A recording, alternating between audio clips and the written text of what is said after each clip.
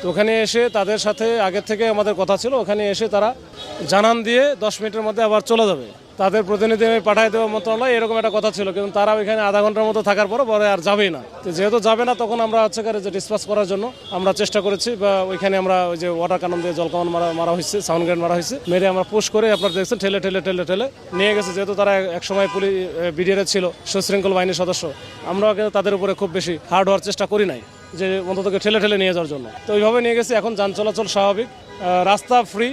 এখন ওরা আছে বিভিন্ন দিকে, হয়তো যে চলে যাচ্ছে আর কি, হয়তো শহীদ মিনারে বা শাহবাগের কোথাও একটা নিরিবিলি জায়গায় যাবে। তো এই হচ্ছে অবস্থা সর্বশেষ, আর আপাতত সমস্যা নাই। এগুলো কাজে গেলে অনেক লোকজন, ওদেরও তো প্রায় 1200-1500 মতো ছিল। এখানে ধাক্কা দিতে গেলেও অনেক সময় ঝামেলা হয়েছে। আমরা কয়েকজনকে মনে হয় আপাতত ধরাও হয়েছে। তো আমাদের বেশ কয়েকজন আহত হয়েছে, আমিও হয়েছি।